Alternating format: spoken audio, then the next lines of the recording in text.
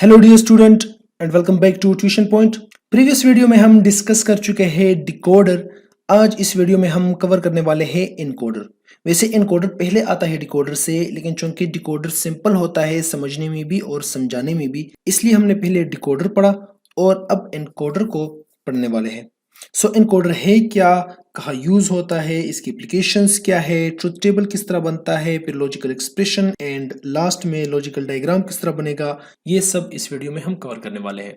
तो वीडियो को स्टार्ट करने से पहले अगर आप लोगों ने हमारा चैनल सब्सक्राइब नहीं किया है तो प्लीज़ सब्सक्राइब कर ले और साथ में नोटिफिकेशन बिल ज़रूर प्रेस कर ले ताकि जो भी नई वीडियो हो वो आप तक पहुंचती रहे। So let's start. Hey there. Subscribe to my channel. And also press this bell icon. Encoder जो है वो एक कम्बिनेशनल सर्किट है। याद रखे अब तक हम कम्बिनेशनल सर्किट ही पढ़ रहे हैं। सो एनकोडर एक कम्बिनेशनल सर्किट है जिसके अगर इनपुट्स 2 टू पावर n है तो आउटपुट सिर्फ n होंगे। इसका मतलब ये हुआ कि अगर इनपुट्स 8 है मतलब इसको मैं 2 टू पावर 3 लिख सकता हूँ, तो फिर आउटपुट जो होंगे वो 3 होंगे। सेम इसी तरह अगर इनपुट्स 4 है, लेट्स सपोज जो इनपुट्स है वो कितने हैं, इनपुट्स जो है वो 4 है, मैं इसको इस तरह लिख सकता हूँ 2 टू पावर 2। देखो 2 बेस जो है वो आपने लाजमन 2 लिखना है, फिर पावर जो भी आता है वो पावर जो है वो होगा आउटपुट। राइट, अब मैं करता हूं कि 16 है लेट्स सपोज इनपुट्स जो है वो लेट्स सपोज कितने हैं 16 है, तो 16 को मैं किस तरह लिखूंगा 2 टू पावर में। सो ये 2 आपने लाजमन लिखना है, ये बेस 2 जो है वो लाजमन आप लिखोगे, पावर जो भी आए। अब 2 टू पावर 4 से 16 आता है तो ये 4 जो है ये आउटपुट होगा। राइट, तो इस तरह इसके हम इनपुट्स और आउटपुट्स जो है वो लिख सकते हैं। फिर नंबर 2, ये जो है रिवर्स प्रोसेस है डिकोडर का। वैसे डिकोडर रिवर्स प्रोसेस होता है इनकोडर का, लेकिन चूंकि हमने डिकोडर ऑलरेडी पढ़ा है तो हम कह सकते हैं कि it is the reverse process of decoder. इसकी भी समझ आ गई। तीसरा जो पॉइंट है कि एक ही टाइम पे सिर्फ एक ही इनपुट ऑन होगा या एक्टिवेट होगा। इसका क्या मतलब है, जिस तरह अगर आपने डिकोडर में देखा हो, डिकोडर में एट अ टाइम एक आउटपुट ऑन होता था या एक आउटपुट एक्टिवेट होता था, इसी तरह ही है।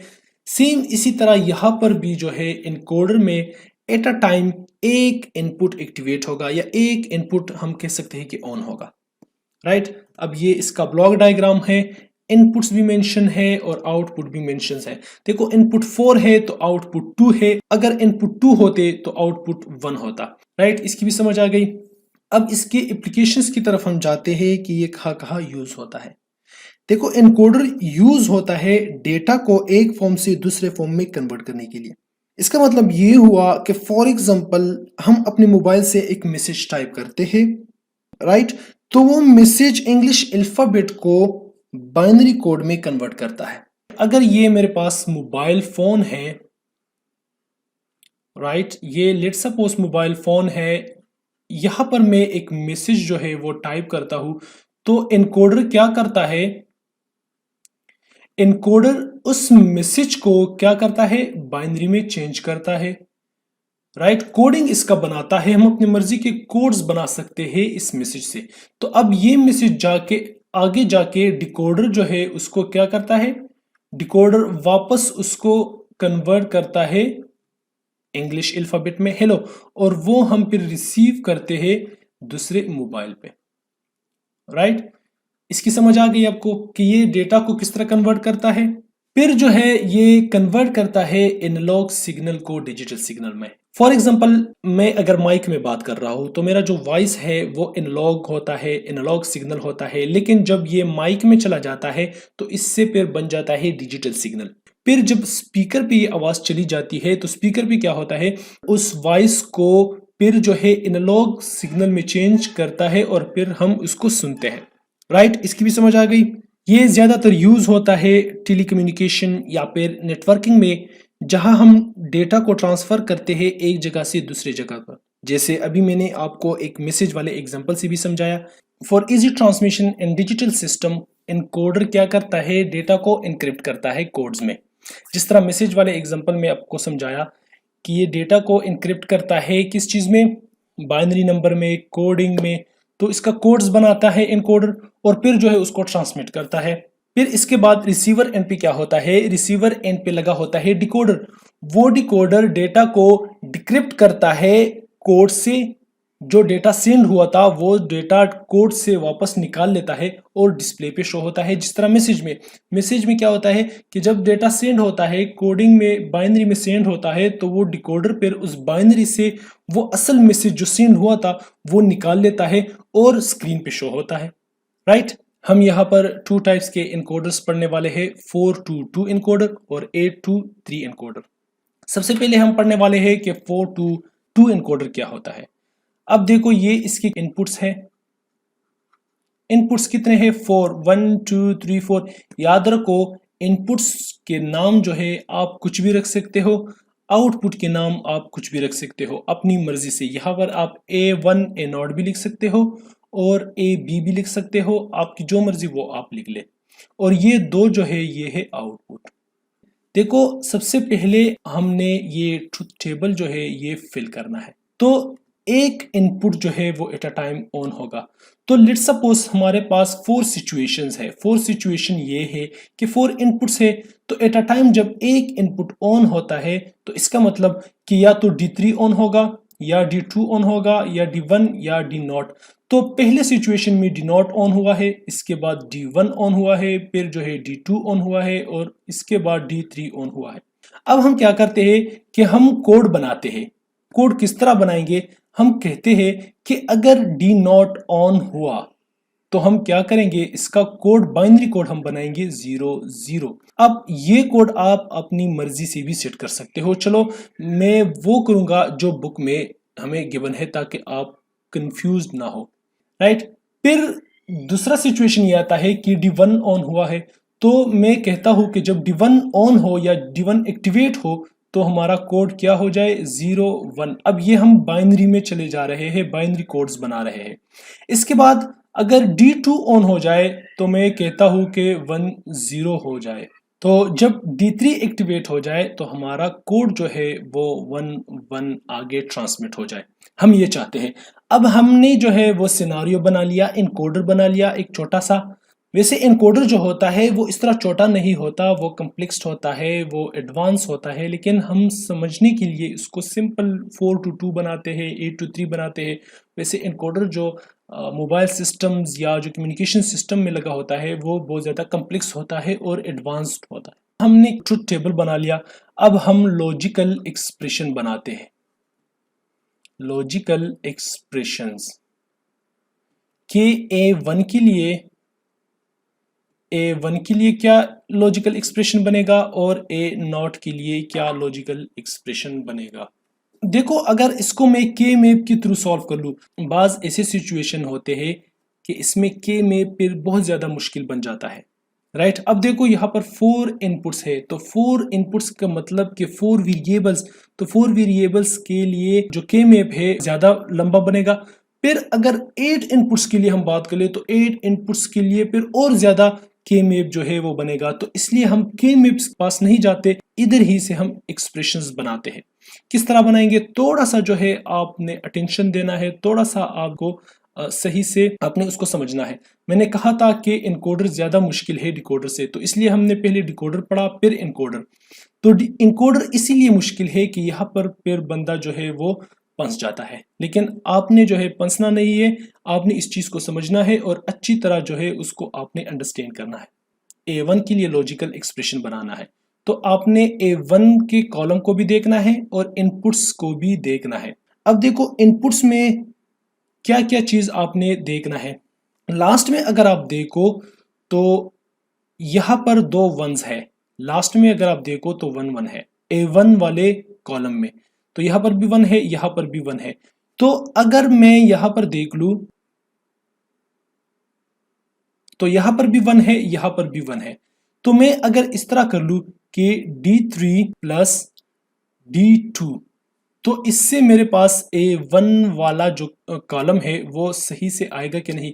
अब देखो पहले यहाँ पर देखते हैं, D3 भी 0 है, D2 भी 0 है, तो हमारा आउटपुट यहाँ पर A1 भी 0 है। सेम इसी तरह अगर मैं D3 यहाँ पर देख लूँ, यहाँ पर देख लूँ, यहाँ पर भी 0 0 है तो ये भी 0 है। अब 0 + 1 से यहाँ पर 1 आया है और 1 + 0 से यहाँ पर 1 आया है। तो इसका मतलब कि हमारा A1 वाला जो लॉजिकल एक्सप्रेशन है वो ये बनता है। अब A0 के लिए हम बनाते हैं, तो सबसे पहले मैं इसको जो है वो मिटा देता हूं। अब देखो A0 को अगर हम देखें तो पहले 0 है, फिर 1, फिर 0, फिर 1। अगर मैं कर लूं इसको, देखो D3 D1, तो 0 + 0 से क्या बनेगा 0, फिर D3 और D1 से बनता है 1, तो ये भी 1 आ गया। फिर यहाँ पर दोनों 0 है, ये भी 0 है, ये भी 0 है और आउटपुट A0 भी 0 है। सेम इसी तरह यहाँ पर 1 है, यहाँ पर जो है वो 0 है, तो आउटपुट 1 आया है। A0 का लॉजिकल एक्सप्रेशन जो है वो क्या बनेगा D3 + D1। तो लॉजिकल एक्सप्रेशन आ गए। अब हमने क्या करना है, लॉजिकल डायग्राम बनाना है। तो लॉजिकल डायग्राम सिंपल है, यहाँ पर कितने वेरिएबल्स है, D1 है, D2 है और D3 है।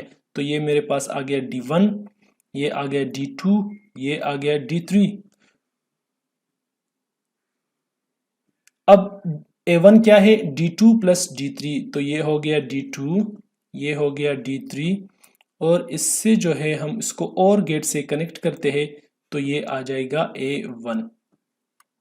फिर जो है D1 और D3 है, सो ये आ जाएगा D1, ये आ जाएगा D3 और इसको मैं कनेक्ट करता हूँ और गेट से, और ये हमारा हो गया A0।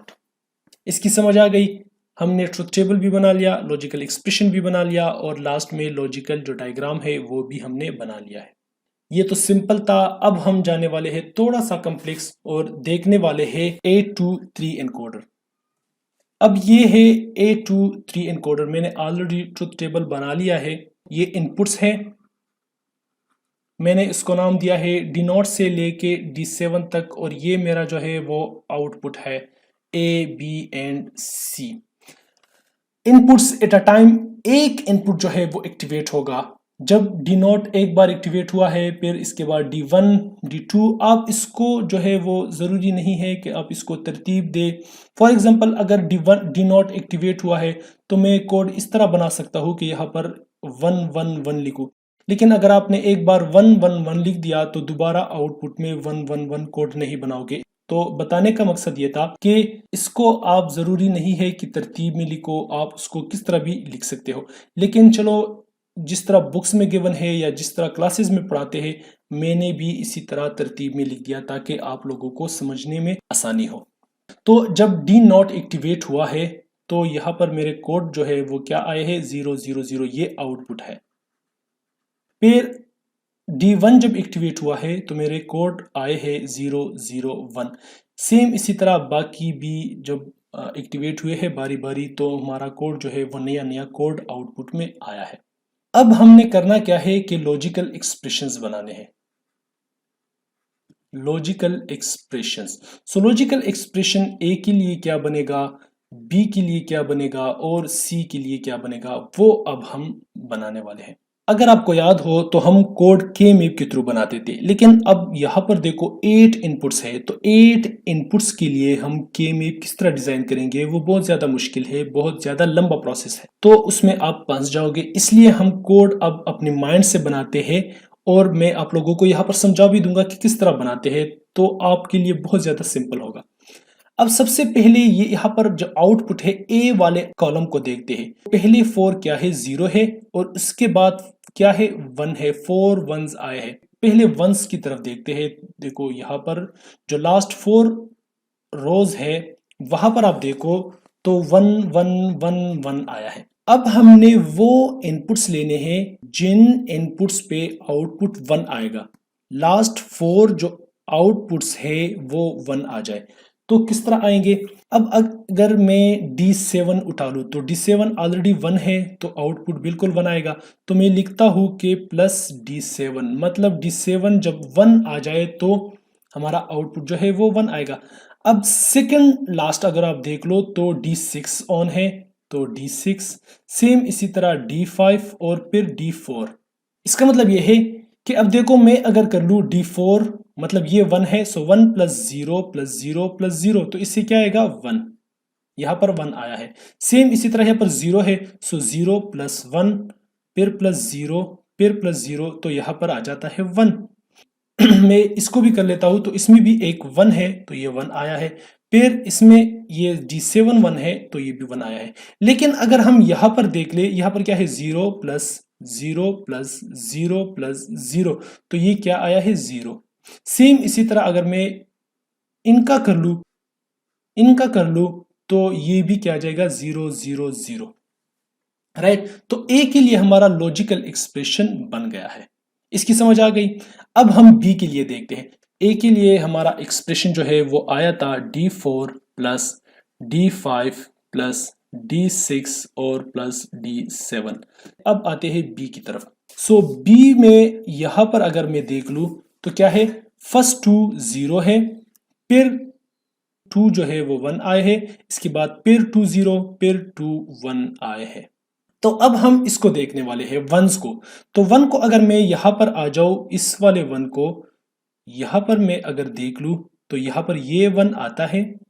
सेम यहां पर अगर मैं देख लूं, यहां पर आ जाओ, तो मुझे ये 1 नजर आता है।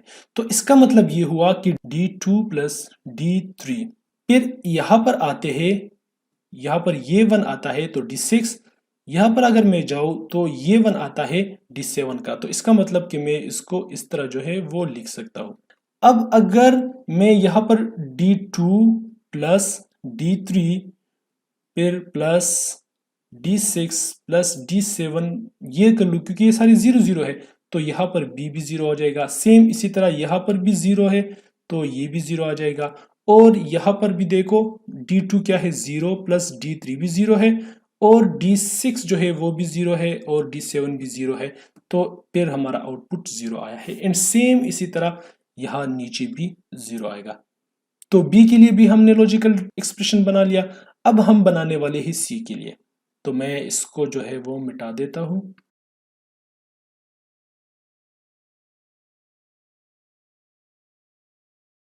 सी के लिए हम देखते हैं कि सी में कहाँ कहाँ पर 1 है। देखो सी में एक 1 ये है, दूसरा 1 ये है, तीसरा 1 ये है, और चौथा 1 ये है। अब जहां जहां पर 1 आया है इस रो में, तो आपने उसको जो है वो लिखना है। तो पहले 1 की रो अगर हम देख ले तो D1 में 1 आया है, सो D1 में हम यहाँ पर लिखेंगे। फिर प्लस यहाँ पर अगर हम देख ले तो ये 1 है, ये क्या है D3 वाला 1 है, सो D3 प्लस अगर इसको हम देख ले तो ये है D5, तो हम लिखेंगे D5।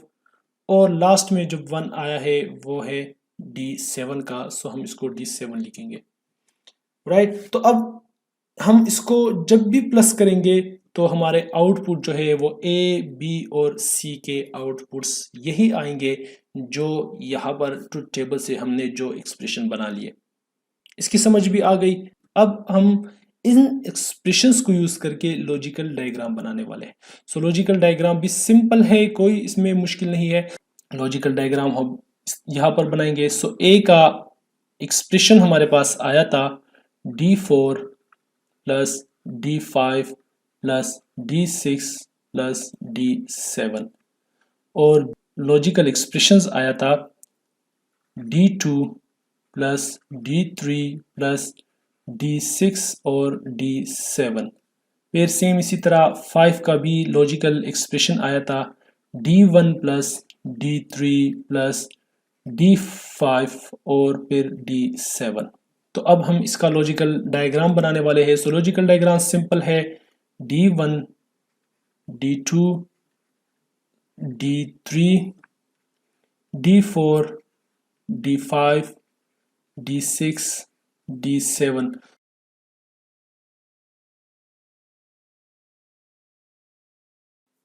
अब ए का क्या है D4। सो एक मैंने इनपुट्स लिया D4 से, अब मैंने एक इनपुट लिया D4 से, इसके बाद D5 तो मैंने D5 से भी लिया, इसके बाद D6 D7 तो मैंने D6 से और D7 से लिया, और इसको सारे को मैंने ऐड करना है, तो मैं इसको ऐड कर सकता हूँ। और यहाँ पर मैं लिखूंगा ए, क्योंकि ये आउटपुट जो है वो A आया है।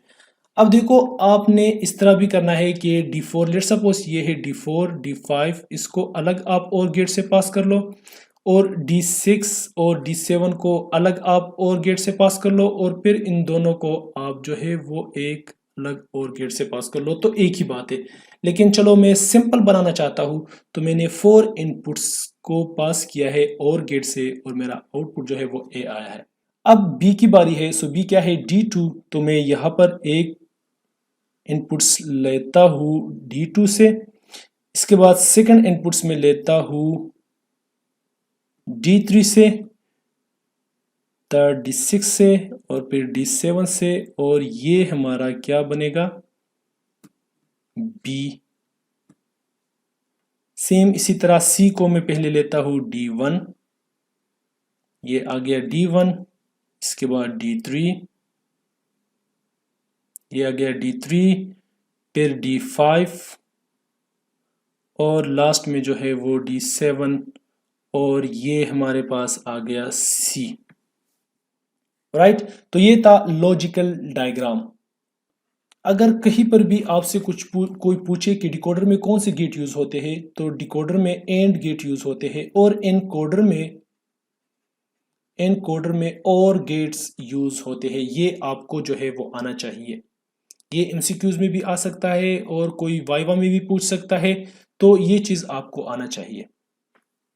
राइट, तो ये था एनकोडर। अब हम जो है मैं आपको एक एग्जांपल से भी समझाता हूँ कि एनकोडर और डिकोडर में एक्चुअली फर्क क्या है और ये एक सिस्टम में काम किस तरह करता है। राइट, तो चलिए मैं आप लोगों को यहाँ से समझा देता हूँ।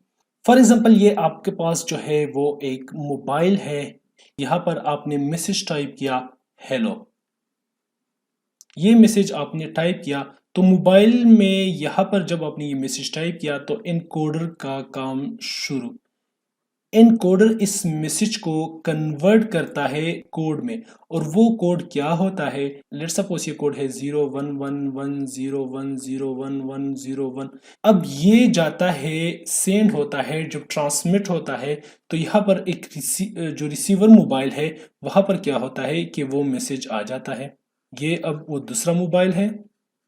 राइट, अब यहां पर क्या होता है कि इसमें लगा होता है डिकोडर। अब जब डिकोडर लगा होता है तो ये वाला मैसेज, ये बिट्स यहां पर आ जाते हैं।